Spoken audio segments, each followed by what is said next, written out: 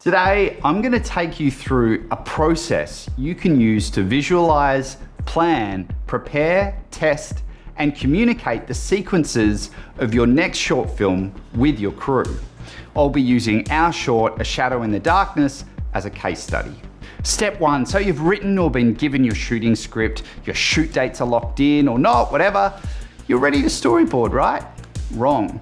One of the key lessons I've learned about how my own mind works, and yours may be similar or it may be totally different, in which case just disregard this entire video. But if it is, I need to separate the process of imagination with the translation and recording of that imagination on paper or a glowing screen, whatever you prefer. So in the case of planning the sequences of your film, we mean separating the act of visualizing and as simply and quickly as possible recording your imagined shots from the act of actually storyboarding or writing detailed shot descriptions. So I want you to try this. Sit somewhere completely comfortable with a pencil and a printed script. Put on some suitable music, something that fits with the tone of your film or inspires you. Then work through your script, allowing yourself to get lost in your imagination, visualizing each moment, each shot. You might be able to do this with your eyes open the whole time, or you might prefer to open and close your eyes as you concentrate and visualize each shot. As you do this, you jot down on the script as simply and quickly as you can, so long as you can still understand it later, each shot. Don't stress about getting it all perfect now. You can and will make changes later. So this is my script from Shadow that I used for visualizing, and you'll translate these scribbles later to your shot list or storyboards.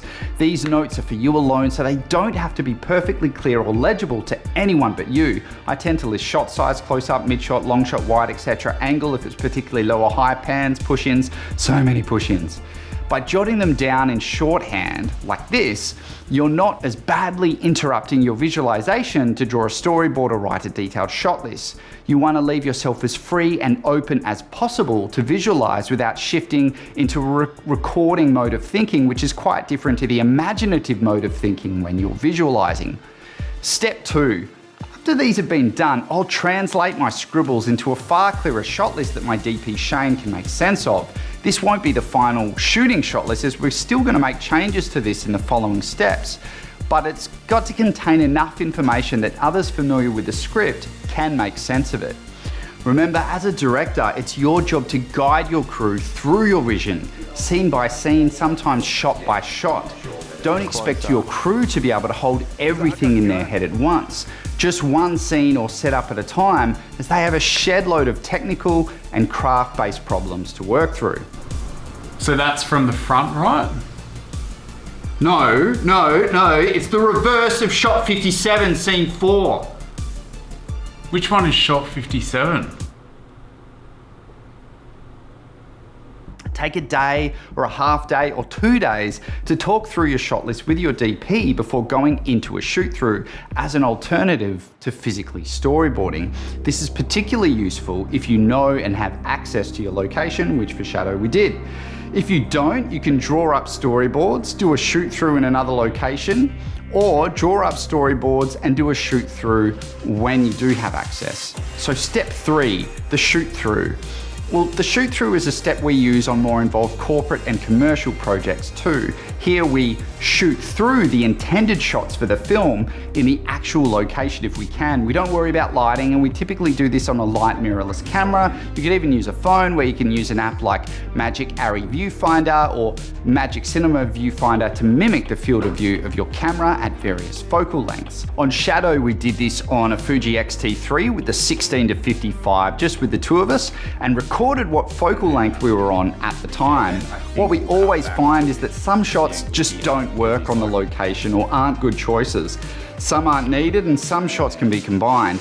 Most importantly, just putting the DP and the director in the location together with a plan to springboard off, because your intentions are clear, gives you both the ability to find and come up with better shots, identify potential problems, and find solutions. It was from being in the location for Shadow, even though I'd been there before and was writing for it, that we came up with this shot, the longest in the film, where we watched Jack run from outside into the house until he breaks down the door. That wasn't shot listed or originally imagined like this. that shot came about by Shane and I being together in the location.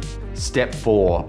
After this, you can make an actual video edit of your shoot through if you were extensive enough, or you can take stills out of it and build a storyboard with those, or use them to inform well-drawn storyboards. You can also update your shot list with everything that you've added or changed from going through the shoot through. Not everything you capture on a shoot through is necessarily going to translate to the actual film.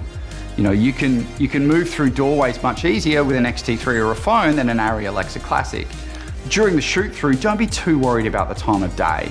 You can even shoot a night sequence in the day, as at this stage, you're going to be solely focused on composition, and you need to safely be able to see where you're going. You know, a lit city street's fine for a night shoot through, but if you're in the middle of the bush, you know, not so much. So step 5, when possible, the next step is to do a lighting test. Here, the time of day usually is crucial. You know, the DP obviously takes the lead here, prioritizing key setups as an extension of the shoot through. We typically do these solely with the lights that we own, saving cash to hire more for the actual shoot. For example, we might be using our 300D, but we know on the night we'll hire a 600D or a 1200D. The aim here isn't to light each scene exactly as you intend to shoot them. Instead, you're trying to get a good sense of the basic lighting setups and requirements for each scene. What lights, what diffusion or bounce, where are they going, where is the power coming from, what extension cables will be needed, will it rain or hail or snow? You know, what do you need to do to ensure everyone and the equipment is kept safe? Work all of that out ahead of the shoot. You don't shoot and light every shot like this though, that'll take ages. Just attack the most crucial steps that you foresee to be problematic or challenging. On Shadow, there was a section outside that was incredibly hard to light because the location was on a slippery hill, made even more slippery by the constant rain on the nights of filming. Shane wanted to be very clear about where the lights would go, what stands were needed, how they would be made safe, and where they'd be powered from. You know, and he wasn't figuring that out on the night because he already knew what he had to do.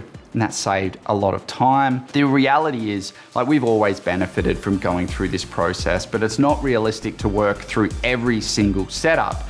But time spent here saves a lot of time on the shoot, and enabled us to get a Shadow in the Darkness in the can in 2 nights with a micro crew, which, you know, we thought was quite efficient.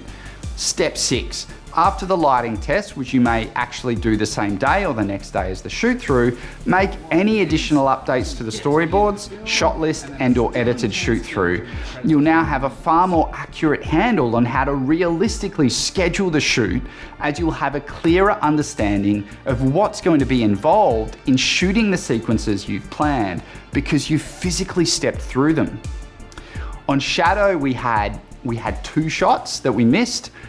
They weren't storyboarded, but in post we realized we needed them. One was an oversight on my behalf, and the other was needed to cut in over a shot that looked unintentionally funny.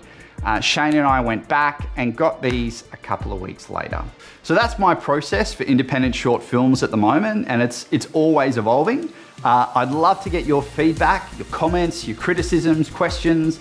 I'd love to know your process or processes you've tried. How do you plan your sequences? Or do you give yourself visual rules and work it out on the day?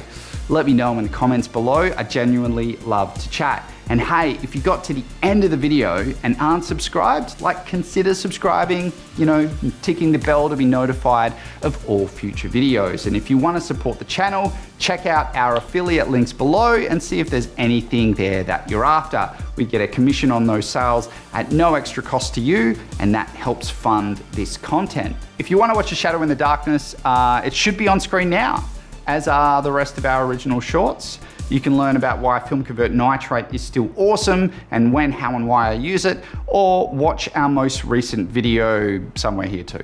Till next time, enjoy your filmmaking.